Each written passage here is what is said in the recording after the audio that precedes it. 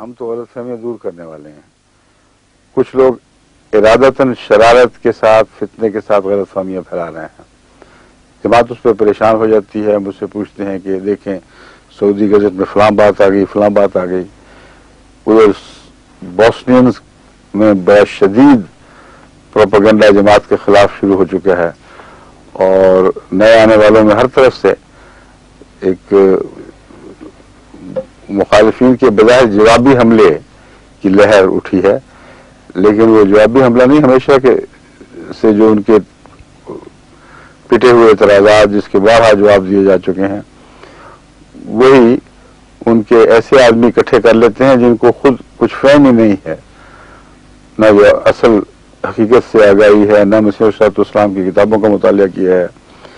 یہ پنجابی مولوی یا پاکستان کا ہے, اس کے جو اعتراضات ہیں خاص اس کے انداز کے بازاری اعتراضات, ان کو منوہن اٹھا کر دوبارہ ان لوگوں کے سامنے پیش کر دیا جاتا ہے.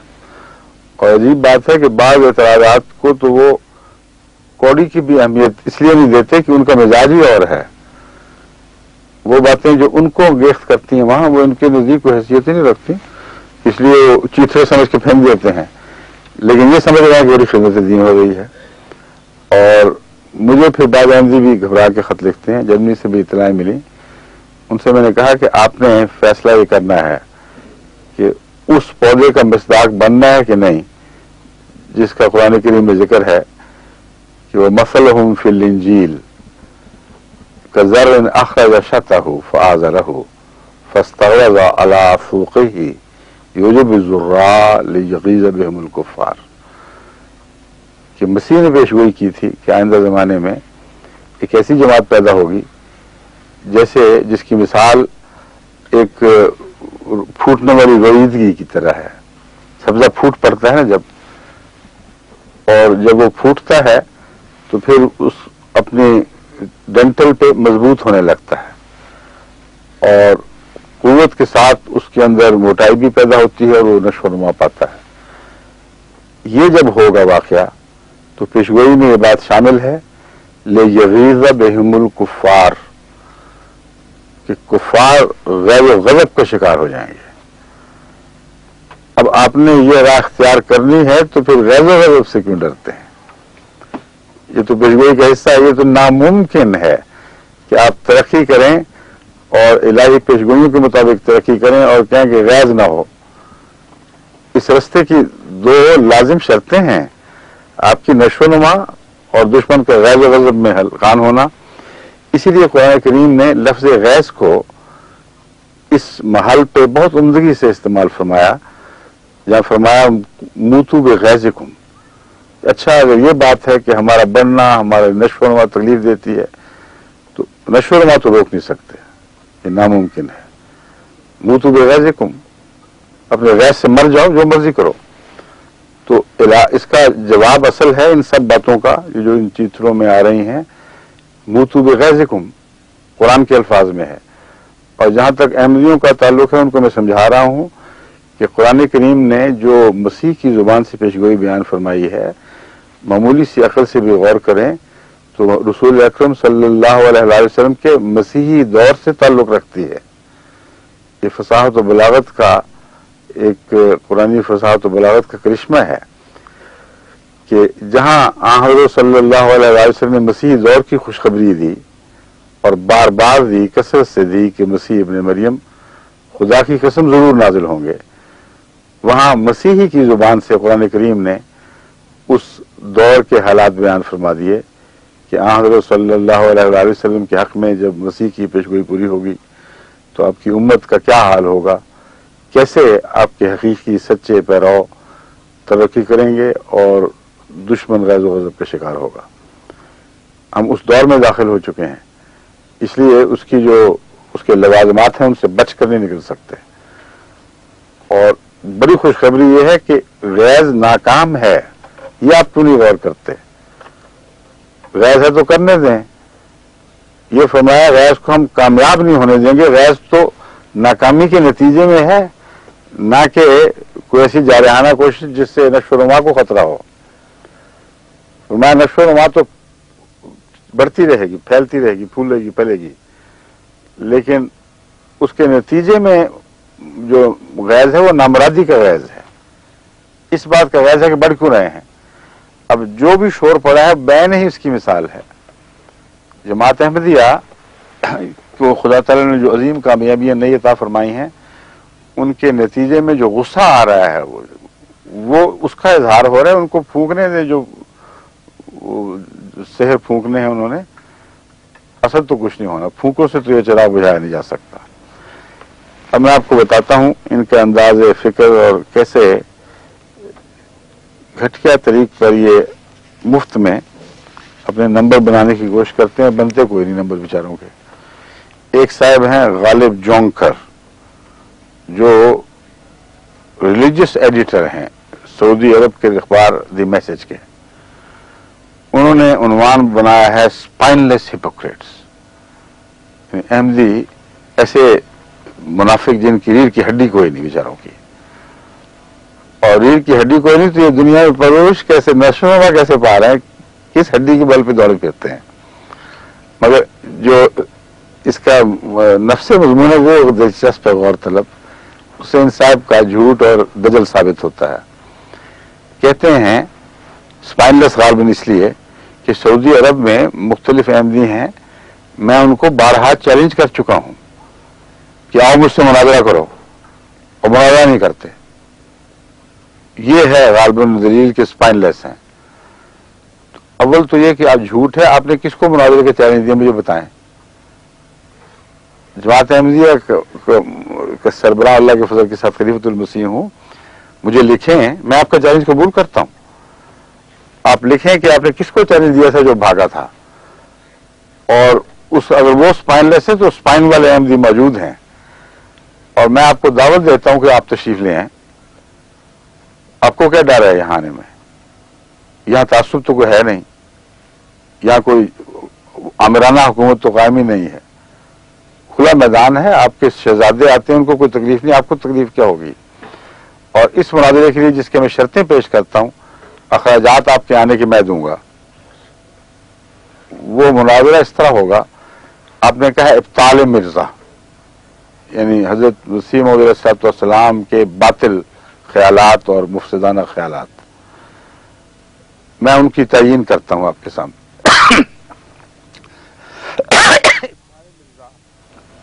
سب سے پہلے حضرت مسیح موعود علیہ السلام کا یہ دعویٰ ہے کہ قرآن کریم اور حدیث میں جس مسیح کا ذکر ملتا ہے، ایک ماضی کے مسیح کا ذکر ہے، ایک آئندہ آنے والے کا ذکر ہے۔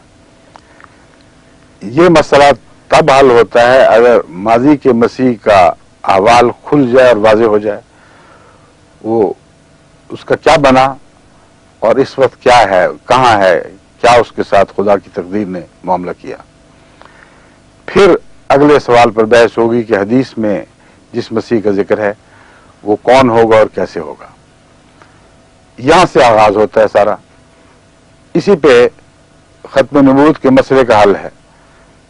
تو جو آپ کے نزدیک فساد کی جڑ ہے، وہاں سے مناظرہ شروع کریں۔ آپ کے باطل کے پیچھے چل کے ہم کیوں مناظرے میں پھنسیں؟ جس کو آپ نے ابطال پھیلانے والا شخص قرار دیا ہے، اس کے فرقہ یا اس کے نئے اسلام کے تصور، جس کو آپ نیا اسلام کہہ رہے ہیں، اس کی بنیاد یہ ہے کہ حضرت مسیح علیہ الصلوۃ والسلام خدا کے ایک پاک باز نبی تھے۔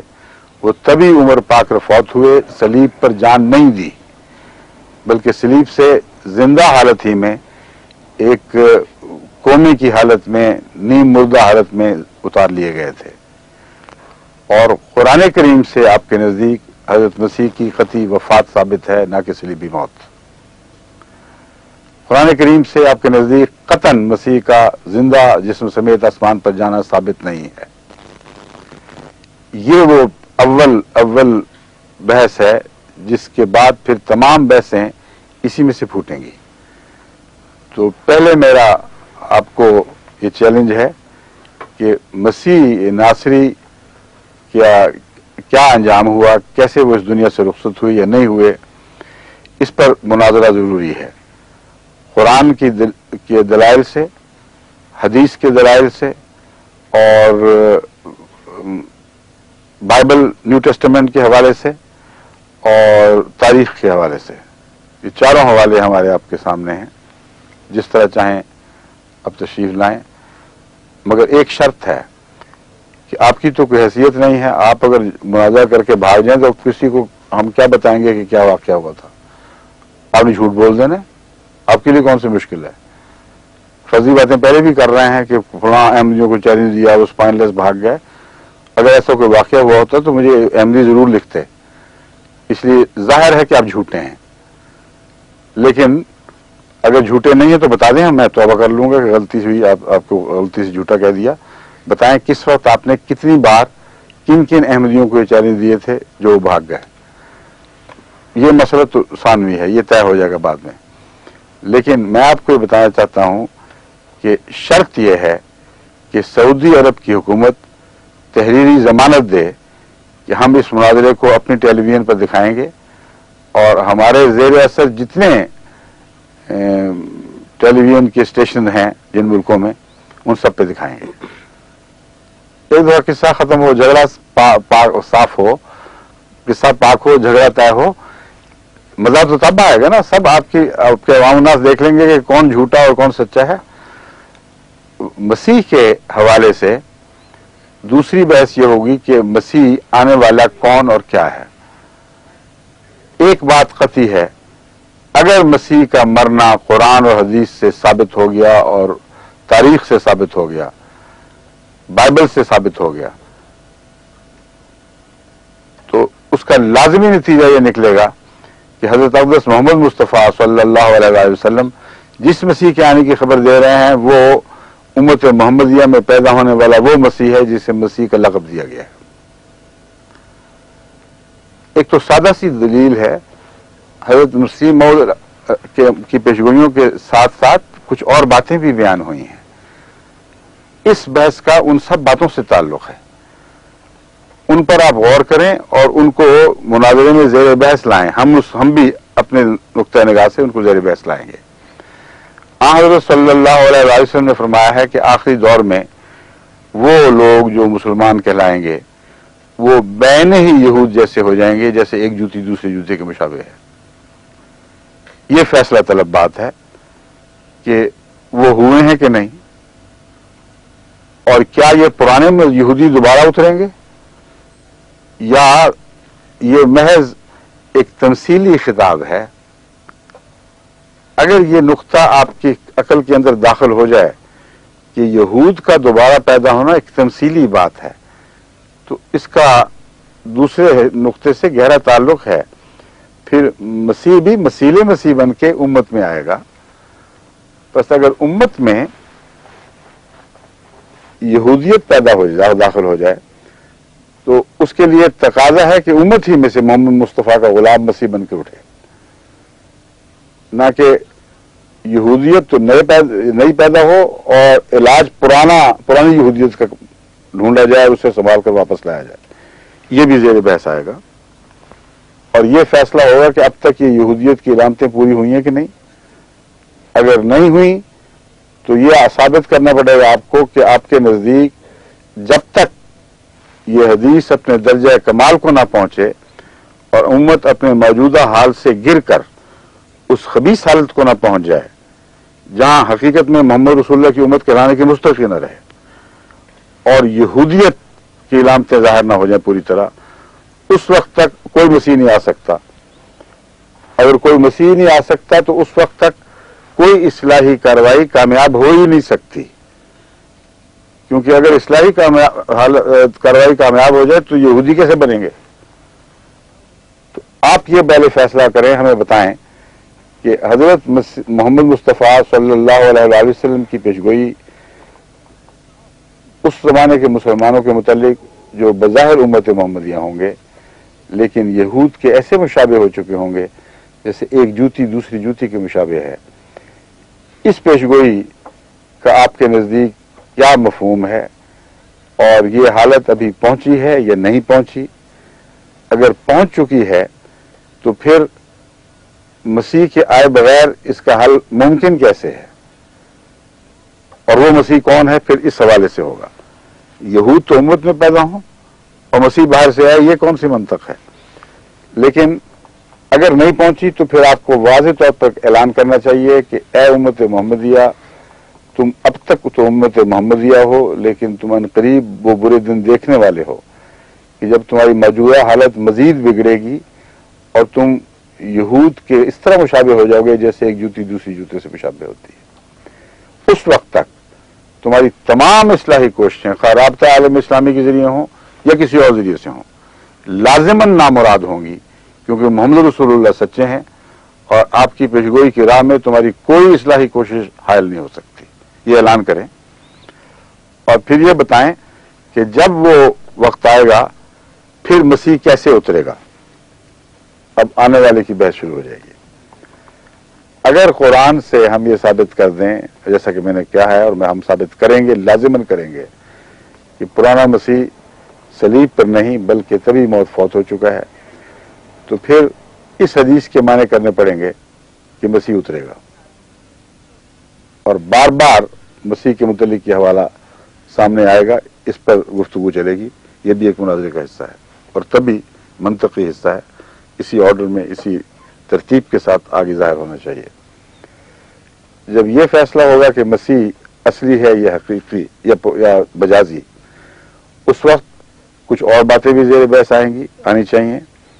मसीह के आने के साथ दज्जाल का भी जिक्र मिलता है, मसीह के आने के साथ दज्जाल के गधे का भी जिक्र मिलता है और लाजिमन आपको ये भी फैसला करना होगा कि अगर मसीह हकीकी है और मजाजी नहीं, जैसा कि जमात अहमदिया का अकीदा है, तो फिर वो दज्जाल भी लफ्जन लफ्जन उसी तरह हकीकी होगा जैसा कि अहादीस पे जिक्र मिलता है।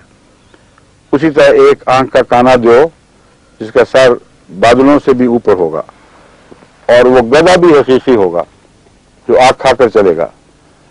इसलिए आपको ये ऐलान करना पड़ेगा कि हमारे नजदीक हकीकी इस्लाम यह है कि इस्लाही कोशिशें सब छोड़कर इन दुआओं में लग जाओ कि अल्लाह ताला जल्द उस गधे को पैदा फरमा दे जिस पर दज्जाल में जाहिर होना है और दज्जाल को जाहिर फरमा दे और वो सारी तबाहियां दुनिया में लाए जिनको दज्जाल ने दुनिया में, जिनके जरिए क़यामत बर्पा कर देनी है और दोबारा उम्मत मुस्लिमा को तख्त ताराज कर दे और पूरी तरह दज्जाल का गलबा दुनिया पर कायम हो जाए, क्योंकि उसके बगैर मसीह आसमान से नहीं उतरेगा। ये तभी बातें हैं, हकीकत है, आपके अकीदे का हिस्सा हैं। इनको छोड़कर आप अहमदियत पे क्या हमले करते हैं? आपको तो इख्तियार ही कोई नहीं है। ये मनाजिल तय करके गुजरे तो फिर अहमदियत आती है। पहले तमाम आलम इस्लाम में सऊदी अरब की तरफ से ऐलान हो बार बार कि ए मुसलमानों, इस गलत फहमी में मत मुब्तला हो कि किसी मौदूदी या खिलाफती या राब्ता आलम की तहरीक या कोशिश या हमारे रुपए से तुम्हारी इस्लाह हो जाएगी। तुम्हारे लिए मजीद जिल्लतें मुक़द्दर हो चुकी हैं। हज़रत सल्लल्लाहु अलैहि वसल्लम की कतई पेशगोइयां हैं कि तुमने लाजिमन यहूद के मुशाबे बनना है। उस वक्त तक सिवाय इस दुआ के तुम्हारे पास चारा नहीं है कि दुआ करो कि ए खुदा, मसीह से के आने से पहले की वो इलामतें तो जाहिर फरमा दे जिनके बाद मसीह ने उतरना है। और वो इलामतें क्या हैं? एक ऐसा दज्जाल बदबख्त ज़हूर पजीर हो जो काना हो, एक आंख वाला और बहुत ऊंचा उसका कद हो, इतना कि आसमान से बातें कर रहा हो, नीचे से देखें तो सर नजर ना आए, और एक गधे पर चढ़े और गधा ऐसा कि जिसके दो कानों के दरमियान 70 बाह का 105 फुट का फासला हो और वो तेज रफ्तारी से खुश्की के सफर भी करे, समंदर में भी बेडूबे चले और फिजाओं में भी उड़ता फिरे और उसके अंदर सवारियां भी फिर बैठें। ये ऐलान करें कि सऊदी हुकूमत और सऊदी मजहब और वहाबी मजहब के नजदीक ऐसा गधा जब तक पैदा नहीं होगा उम्मत की इस्लाह के आसार ही जाहिर नहीं हो सकते। इसलिए अपनी दुआओं में, मसाजिद में ये बात शामिल कर लें। हज के मौके पर भी अपने इमाम को कहें कि ये दुआ करवाया करें कि ऐ अल्लाह, मसीह के आसार तो पैदा फरमा दे, मसीह नहीं भेजना तो ना सही, सरे आसार ही सही, उसमें जमाल यार के आसार ही सही مسیح کے حسن و جمال کے آثار میں تم نے یہ باتیں داخل کی ہوئی ہیں بیچارے کے کہ وہ دجال آئے گا. ہم تو جانتے ہیں کہ آئے گا, ہم تو کہتے ہیں آ بھی چکا ہے. بس دجال کی نوعیت, اس کی حقیقت پر بحث ہوگی, اور چونکہ آپ لفظاً دجال کے قائل ہیں اس لیے آپ کا مسیح بھی لفظی ہونا چاہیے. ہم مجازی دجال کے قائل ہیں, مسیح بھی مجازی مانتے ہیں. آپ پھر سور کے بھی قائل ہیں لفظی, کہ آنے والا مسیح جب اترے گا دجال آنے کے بعد تو پہلا کام تو یہ کرے گا کہ دجال کو قتل کرے گا, اور قتل کر کے دنیا سے اس کا صفا کرے گا. لیکن وہاں گدھے کے قتل کا کوئی ذکر نہیں ملتا.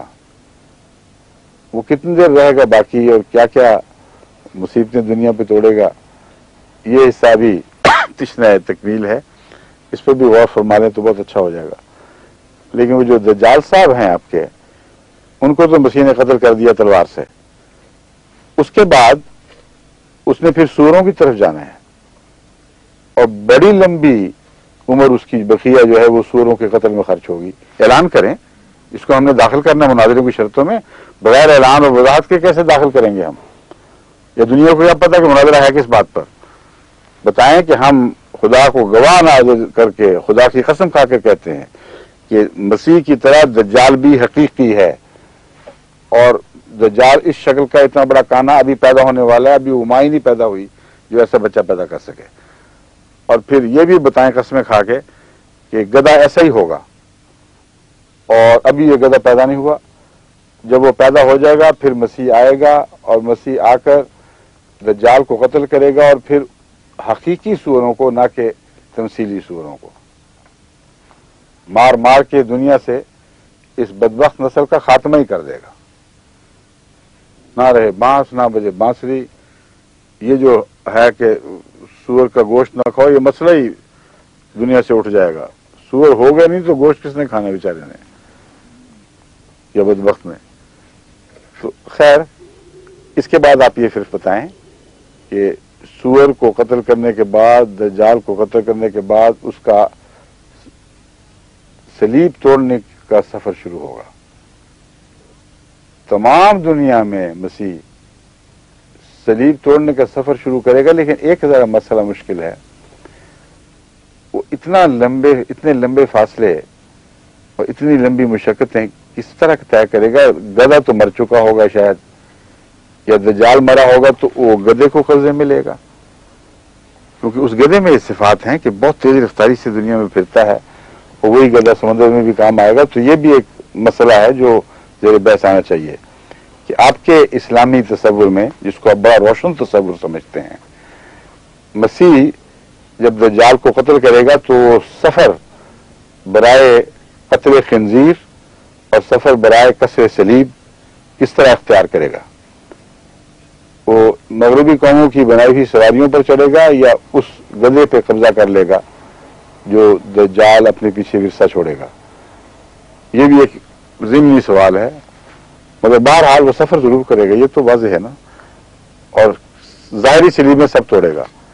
اب ظاہر پرستوں کے لیے لازم ہو گیا کہ مسیح ظاہری ہے تو ان سب باتوں کو ظاہری مانے, اور ظاہری مانتے بھی ہیں, اس سے کوئی مفر نہیں ہے. اب اگلی بحث یہ آتی ہے کہ وہ مسیح پھر کیا دعویٰ کرے گا. بہت ضروری مسئلہ ہے, یہ بھی دلائل میں بات شامل ہوگی. حضرت مسیح موعود علیہ السلام کے متعلق بے انتہا گندا پروپیگنڈا کرتے ہیں کہ آپ ختم نبوت کے قائل نہیں, ختم نبوت کی آیت کو منسوخ کر دیا آپ نے, اور اس کی یعنی حقیقت کو تبدیل کر کے اپنی طرف سے ایک نیا عقیدہ اسلام کی طرف منسوخ کیا. اب آ جائیں اس مسئلے پر. مسیح ان سب کاموں سے فارغ ہو کر جب مسلمانوں کی طرف متوجہ ہوگا, وہ اس پر ایمان لانے والے ہوں گے, کیا اعلان کرے گا؟ میں نبی اللہ ہوں یا نبی اللہ نہیں ہوں؟ اگر وہ یہ اعلان کرے کہ میں نبی اللہ ہوں تو آپ تو کہتے ہیں مسیح سچا ہوتا ہی وہی ہے جو نبی اللہ کے انہوں نے کا اعلان نہ کرے. مسیح موت کے انکار میں یہ وجہ داخل فرما دی ہے آپ لوگوں نے کہ اس نے نبی ہونے کا دعویٰ کیا ہے. مسیح موعود بیچارہ کرے گا کیا؟ یہ بتائیں پہلے. یہ لکھی ہوئی تحریر ہمارے پاس ہونی ضروری ہے. اور بھاگنے نہیں دینا اب آپ کو مناظرے سے. اب آئے نا اپنی اسپائن اگر اپنی نہیں ہے تو بنوا کے لائیں ساتھ. یہ فیصلہ کریں گے کہ مسیح نبی اللہ ہوگا کہ نہیں ہوگا. اگر ہوگا تو نبی اللہ کے لفظ سے پھر آپ کو اتنی چڑ کیوں ہے؟ مسیح موعود نے یہی تو دعویٰ کیا کہ میں مسیح ہوں، مسیح موعود ہوں، وہ مسیح ہوں جس کی پیشگوئی حضرت صلی اللہ علیہ وسلم نے فرمائی، اس لیے لازماً نبی اللہ ہوں، جن معنوں میں بھی فرمایا. اگر وہ کہہ دے گا نبی اللہ نہیں ہوں تو رسول اللہ علیہ وسلم کا انکار کرنا پڑے گا آپ کو. حدیث مسلم کی حدیث میں حوالہ ساتھ لایا ہوں، لمبی حدیث ہے، صحیح المسلم کتاب الفتن باب ذکر الدجال و صفتہ و ما معہ. دجال کا ذکر اور اس کی صفات کا ذکر، اس کی صفت، اس کی کیا، اس کی یعنی اس کی پہچان وغیرہ اس کن باتوں سے ہوگی، وہ ما معہ اور جو کچھ اس کے ساتھ ہے.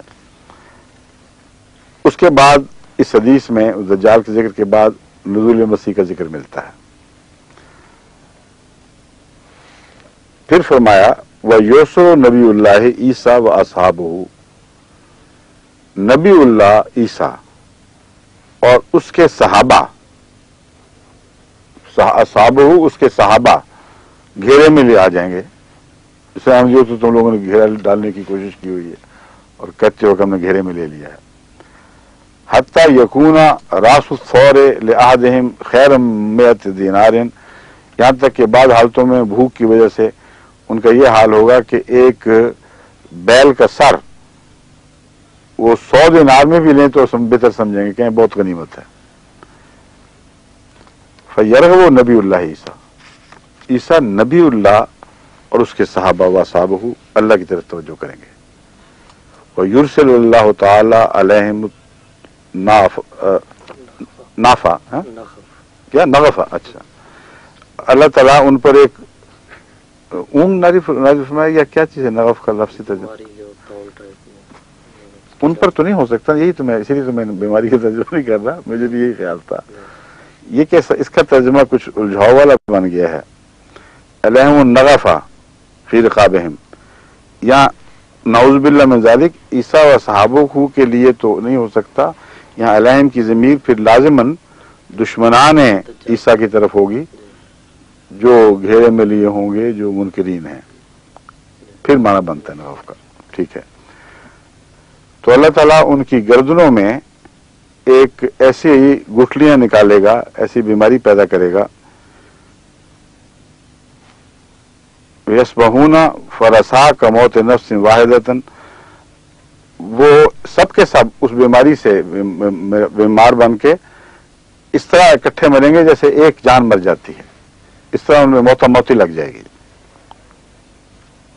پھر فرمایا یابت نبی اللہ عیسیٰ و اصحابہ، نبی اللہ عیسیٰ اور اس کے صحابہ زمین میں سفر کریں گے. فلا یجدون فی الارض موضع شبر الا ملأہ نعمہم و نتنہم فیرغب نبی اللہ عیسیٰ و اصحابہ الی اللہ تعالی. ہر جگہ وہاں لاشوں کا تعفن پائیں گے، ہر جگہ وہ مردے بکھرے پڑے دیکھیں گے، کوئی جگہ نہیں بچے گی جہاں یہ دشمنان خدا یا دشمنان رسول اپنے بد انجام کو نہ پہنچ چکے ہوں، اس سے فضا میں تعفن پیدا ہو چکا ہوگا. یہ وہ مضمون ہے. اس کا بھی یا تو ایسا ترجمہ کرنا پڑے گا جو یعنی لفظی اور لفظاً ترجمہ نہ ہو بلکہ معنوی ترجمہ ہو. اس سے اندازہ لگایا جائے کہ جس طرح فصاحت و بلاغت میں مختلف طریق میں بعض اصطلاحیں مجاز اور استعارہ وغیرہ کی پائی جاتی ہیں، تو جس رنگ میں بھی اس کا ترجمہ کرنا ہے یا تو وہ ترجمہ ہوگا یا لفظی ترجمہ ہوگا. تو ان باتوں کے اوپر یہ بحث ہونی ضروری ہے.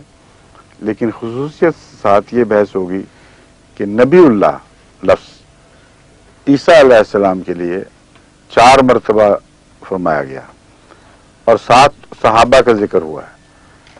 اب دو تین باتیں ہیں جو میں اس مناظرے میں داخل کروانا چاہتا ہوں. ایک تو یہ کہ آپ کے نزدیک عیسیٰ پرانے عیسیٰ ہیں جو بچا کے کہیں رکھے گئے ہیں، اس لیے عیسیٰ کا نام حقیقی اور لفظی ہے. اگر یہ بات ہے تو وہ نقشہ جو ان کی موت کا اور بیماریوں کا ہے وہ بین ہی لفظاً اسی طرح دکھائی دینا چاہیے، سارے کے سارے اس طرح مر کر تباہ و برباد ہو جائیں. لیکن اس کا پھر دوسری حدیثوں کے ساتھ جو تضاد پیدا ہو جائے گا اس کا بھی حل آپ کو پیش کرنا ہوگا، ان کو بھی لفظی ماننا ہوگا اور ان تمام لفظی تضادات کا آپ کو حل پیش کرنا ہوگا. اگر یہ نہیں تو پھر جسے ہم مجاز اور استعارہ کے قائل ہیں، ہم سے پوچھیں کہ مجازن اور استعارتاً ان باتوں کے کیا معنی ہیں. ہم عیسیٰ کو بھی مجازی مانتے ہیں اور تمام ان پیشگوئیوں کو بھی مجازی اور اصطلاحی مانتے ہیں، استعارتاً پیشگوئیاں مانتے ہیں. یہ گفتگو ہوگی، لیکن جو اصل پوائنٹ اب میں آپ کے سامنے رکھنا چاہتا ہوں وہ یہ ہے کہ عیسیٰ صلی اللہ علیہ وسلم اصلی ہیں تو اصحابہ کون ہیں؟ عیسیٰ اسلام اصلی اور نبی اللہ ان معنوں میں جن میں آپ ہر لحاظ سے بلا مشروط حقیقی نبی مانتے ہیں عیسیٰ کو، اور امتی نبی نہیں بلکہ امت موسیٰ کے نبی مانتے ہیں. تو اصحابہ سے کیا مراد ہے، یہ بھی گفتگو ہوگی. کیا وہ اپنے اصحاب اوپر سے لے کے آئے گا اور وہ صحابہ کرام ہوں گے جو عیسیٰ علیہ السلام کے ساتھ تمام دنیا پہ غلبے کا سامان کریں گے، یا امت محمدیہ میں سے کچھ لوگ اس کے ذریعے صحابی بنیں گے؟ کیونکہ اگر نبی اللہ ہے اور حقیقی نبی ہے تو حقیقی صحابی کا پیدا ہونا ایک لازمی امر ہے. اس لیے صحابہ کا جو نیا دور ہے ان کے متعلق آپ کیا فتویٰ دیتے ہیں کہ جو شخص عیسیٰ نبی اللہ کا قائل ہو وہ ان کے ساتھیوں کو صحابی کہنے کا مجاز ہے کہ نہیں؟ اگر نہیں تو یہ حدیث کیا کہہ رہی ہے؟ اس حدیث کا انکار کرتے ہو؟ اور اگر ہے تو تم نے کیا فتنہ شروع کیا ہوا ہے کہ حضرت مسیح علیہ السلام کے صحابہ کو صحابہ کہا جاتا ہے؟ حضرت صلی اللہ علیہ وسلم آپ کو نبی اللہ فرما رہے ہیں، حضور صلی اللہ علیہ وسلم آپ کے صحابہ کو صحابہ کہہ رہے ہیں، اور ایک منطقی نتیجہ ہے. تو یہ بحثیں ہوں گی اس حدیث کے حوالے سے آنے والا مسیح نبی ہے کہ نہیں. اگر ہے تو مسیح کے ساتھ نبوت لازم ملزوم ہے کہ نہیں. اگر ہے تو جو شخص مسیح کا دعویٰ کرتا ہے آپ کے نزدیک اسے لازماً نبی اللہ ہونا چاہیے کہ نہیں. یہ باتیں طے کرنے کے بعد پھر ہوگا کہ کیا اس کے صحابہ کرانے کے مستحق ہیں کہ نہیں. اگر یہ فیصلہ ہو جائے تو پھر تشخیص کی بات آئے گی. تشخیص پھر اصولاً ہوگی کہ اگر قرآن سے پہلا مسیح فوت شدہ ثابت ہو گیا تو پھر آنے والا جو بھی ہے اسے لازماً امت محمدیہ میں پیدا ہونا ہوگا. اور جیسے یہودی پرانے نہیں لائے گئے بلکہ نئے پیدا ہوئے، اسی طرح مسیح بھی امت محمدیہ میں نیا پیدا ہوگا. اور یہ تمام چیزیں مجازی بن جائیں گی، گویا کہ نبی کا اطلاق اس پر ہوگا کیونکہ حدیث کا میں لفظ نبی اللہ کا اطلاق ہوا ہے، لیکن ان معنوں میں نہیں کہ پرانا نبی واپس آئے گا، بلکہ ان معنوں میں کہ امت محمدیہ میں محمد رسول اللہ کی غلامی میں جس حد تک نبوت کسی کو عطا ہو سکتی ہے اسی حد تک اس کو ہوگی. اور ہم آپ کو توجہ دلائیں گے سورہ نساء کی آیت وَمَن یُطِعِ اللَّهَ وَالرَّسُولَ کی طرف. اس آیت میں جو پیش گوئی ہے اس کا اس سے تعلق ہے. تو اسے مجازی کہیں، ذلی کہیں، جس قسم کا نبی کہیں، نبی کے لفظ کے استعمال سے اس کو آپ کو کسی کو باز نہیں رکھا جا سکتا. یہ بحث ہوگی. پھر جب یہ سب بحثیں ختم ہو جائیں گی پھر مہدی کا سوال اٹھے گا کہ مہدی اور عیسیٰ دو الگ الگ وجود ہیں، یہ ایک ہی ہیں. مہدویت کے متعلق سب سے زیادہ مستند حدیث جس میں پیشگوئیوں کا ذکر ہے وہ کیا ہے، اس کے حق میں ظاہر ہونے والی علامتیں کیا ہیں، اس پر گفتگو ہوگی. یہ پوچھا جائے گا کہ کیا چاند سورج کے گرہن کی پیشگوئی پوری ہوئی ہے یا نہیں ہوئی ہے، تو کب ہوئی ہے. پوچھا جائے گا آپ سے کہ اس زمانے میں مہدی دکھاؤ کون سا تھا. اگر پیشگوئی پوری ہو گئی تو مہدی کہاں غائب ہو گیا، یہ بھی زیر بحث آئے گا. معذوریت کی پیشگوئی کے بعد پھر ایک عمومی بحث چلے گی. آپ سب لوگ مل کر یہ پروپیگنڈا کر رہے ہیں اور ان سب آپ کے اخباروں کے پروپیگنڈے میں یہ بات اولیت کے ساتھ پیش کی جاتی ہے کہ احمدیوں کے ساتھ تفصیلی بحث کا تو کوئی موقع ہی نہیں رہا. امت محمدیہ بحثیت مجموعی یہ فیصلہ بس مل گیا، فیصلہ دے چکی ہے کہ دائرہ اسلام سے خارج ہے. امت محمدیہ بحثیت مجموعی، آپ کے نزدیک جو امت محمدیہ ہے بحثیت مجموعی یہ فیصلہ دے چکی ہے کہ 72 فرقے الگ ہو گئے ہیں اور سب 72 فرقوں نے مل کر اس ایک باطلہ فرقے کو، جس کو آپ کہتے ہیں مرزا غلام احمد نعوذ باللہ من ذالک، دجال اور جھوٹے نبی کی امت قرار دیتے ہیں، اس کو الگ کر کے اسلام سے باہر پھینک دیا ہے. یہ جو مسئلہ ہے اس پر بھی دو ٹوک بحث ہو جائے گی. اتنی لمبی بحثوں کا تو وقت ہی نہیں ہوگا، آپ کا تو ٹیلی ویژن کا خرچ ہی بڑا ہو جانا ہے اس پر، وہ تو سارا ٹیلی وائز ہونے لوگوں کے پاس اتنا وقت بھی نہ ہو. یہ بحثیں بھی میرا خیال ہے ہو سکتا ہے مہینے تک چل جائیں، کیونکہ ایک یہ شرط ہے کہ کھلا وقت دونوں طرف. جب آپ دلائل دے کے تھک جائیں گے نا، جب کرسیوں پہ نڈھال ہو کے جا پڑیں گے، پھر احمدی مناظر اٹھے گا اور آپ کے جواب دے گا اور اپنا مثبت رویہ آپ کے ساتھ پروازیں کرے گا. خیر، اگلا حصہ آخری یہ ہے کہ دو ٹوک فیصلہ کیوں نہیں کرتے 72 اور 1 کا. یہ ہو جائے تو سارا جھگڑا نپٹ جاتا ہے. میں آپ سے یہ سوال کروں گا یا میرا نمائندہ آپ سے یہ سوال کرے گا کہ کیا آپ کے بانی مبانی مولانا عبد الوہاب صاحب نے اس حدیث کو، جس میں 73 فرقوں کا ذکر ہے اور 72 کے جہنمی ہونے کا ذکر ہے اور 1 کے ناجی اور جنتی ہونے کا ذکر ہے، مہمات اسلام میں داخل فرمایا ہے کہ نہیں؟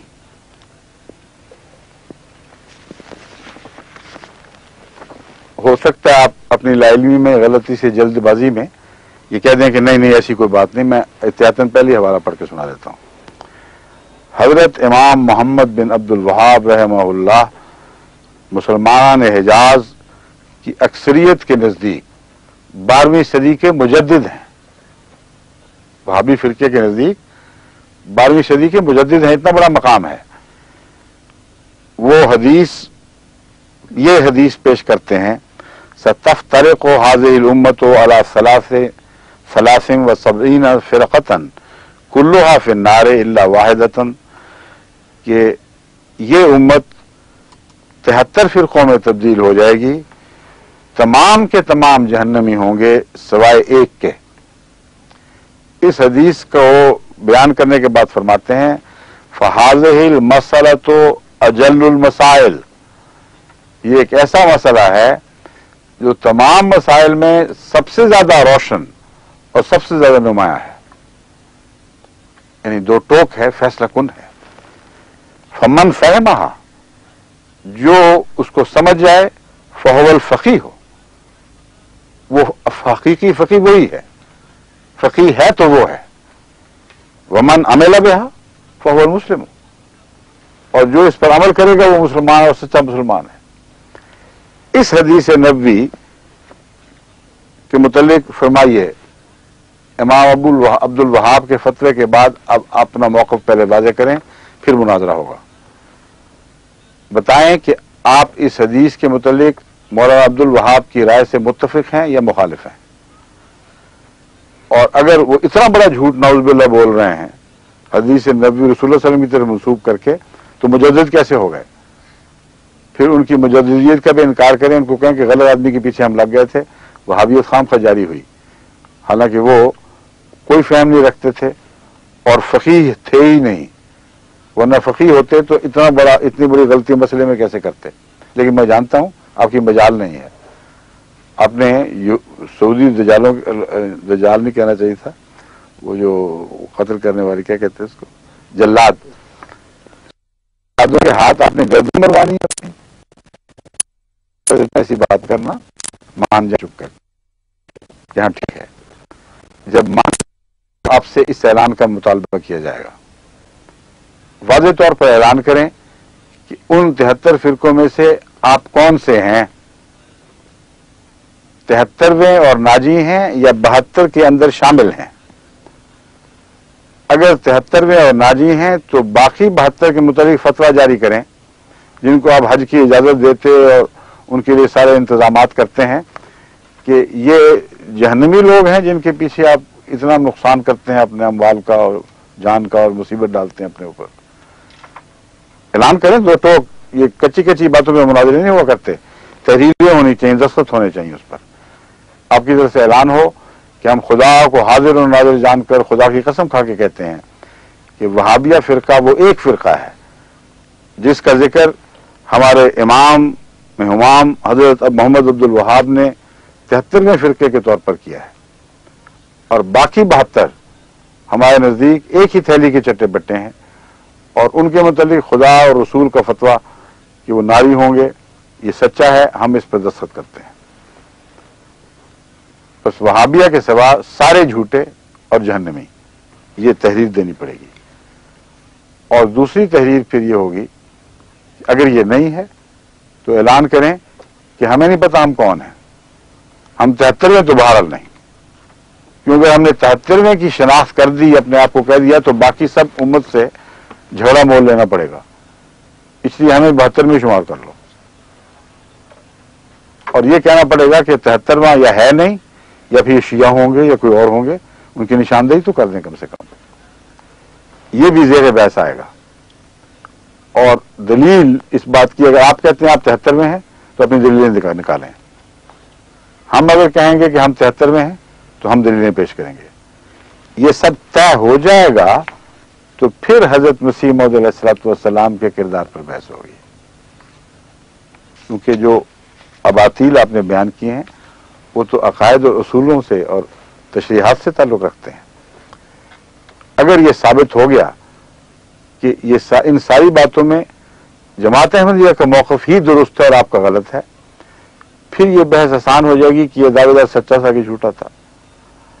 اگر یہ ثابت ہو گیا کہ یہ ساری باتیں جھوٹی ہیں اور آپ سچے ہیں، تو اس بحث میں پڑھنے کی ضرورت ہی کوئی نہیں کہ وہ سچے تھے کہ جھوٹے تھے. بنیادی نکل گئی تو پھر شخصی بحث کی کیا ضرورت ہے، پھر لغو بات ہے یہ. اور اگر شخصی بحث آخر پہ آئی تو قرآن کے اصول کتابیں ہوگی، آپ کی لغویات کتابیں نہیں ہوگی.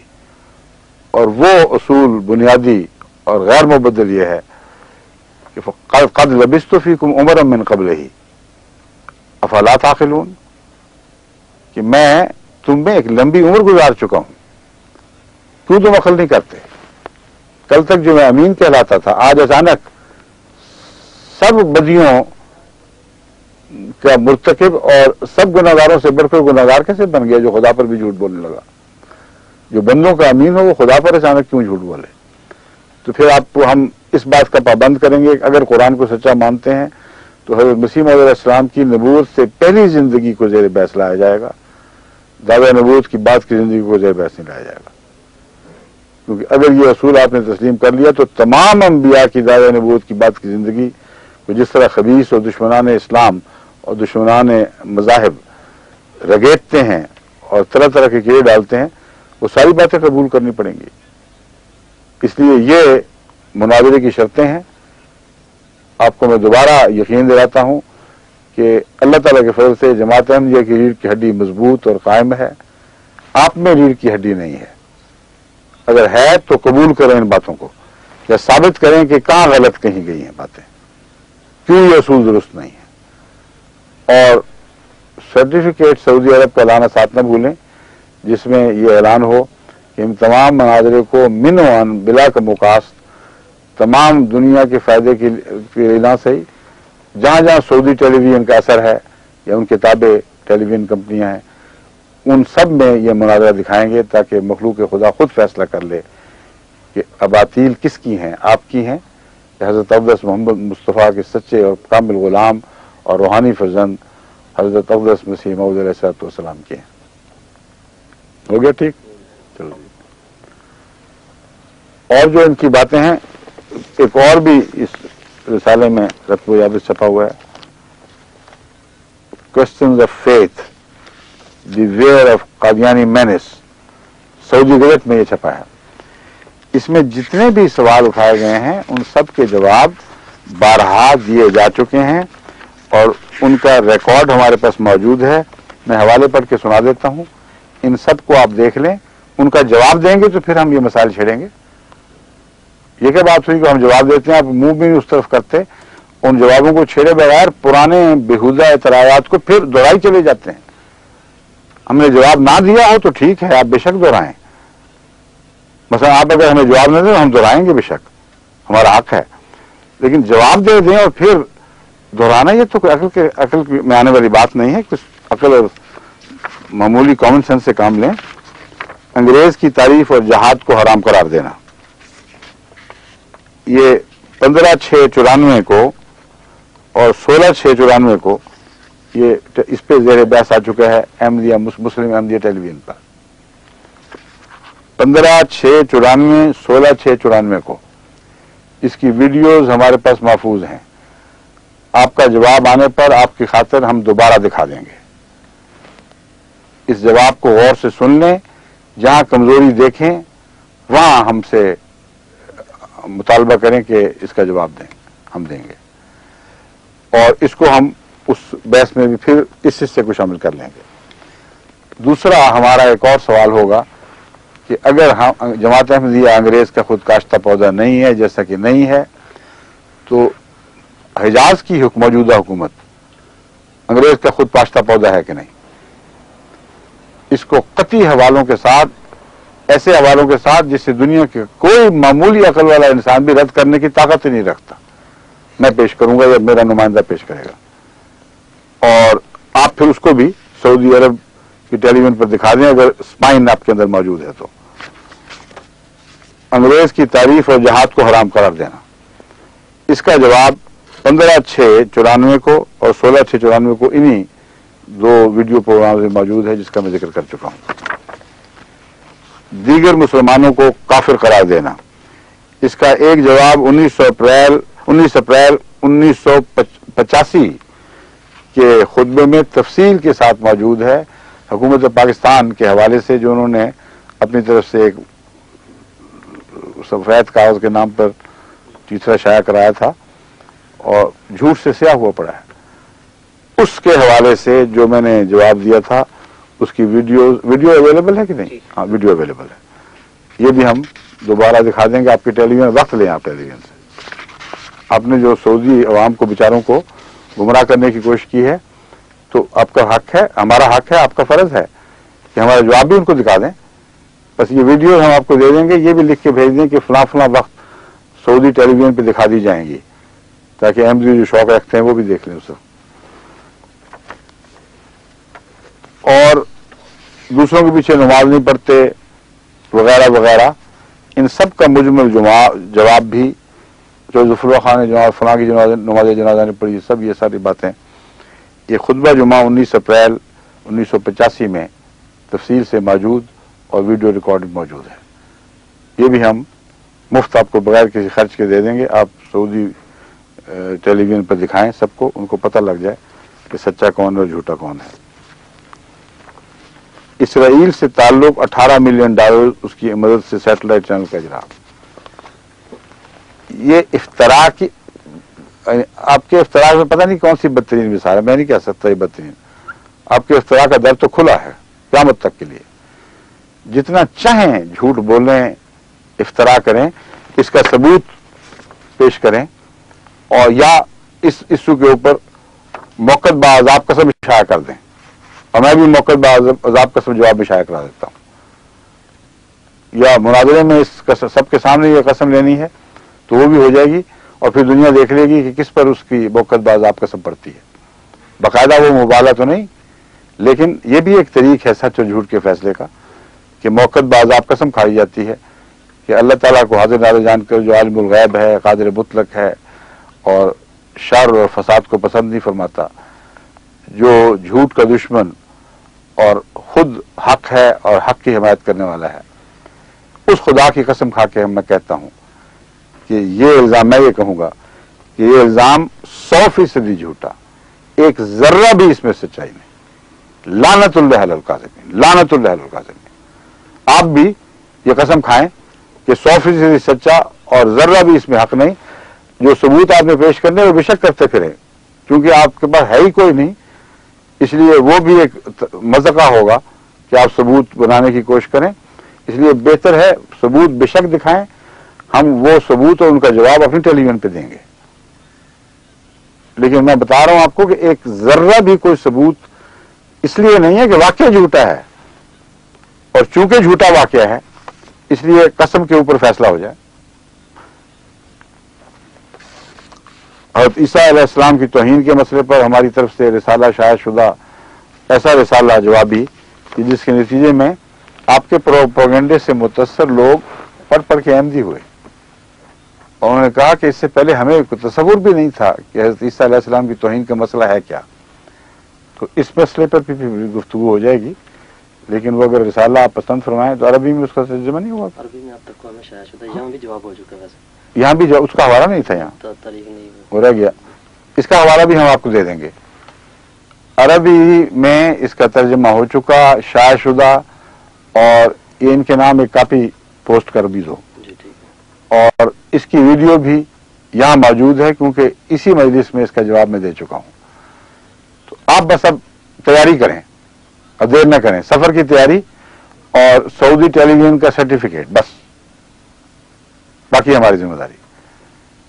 और ये जो वीडियोज हैं आप बताएं इस गारंटी के साथ कि हम इनको दिखाएंगे, कब हम आपको भिजवाएंगे, और आप प्रोग्राम हमें बता दें कि इसका ये किस प्रोग्राम में किस किस दिन सऊदी टेलीविजन पर दिखाई जाएंगी।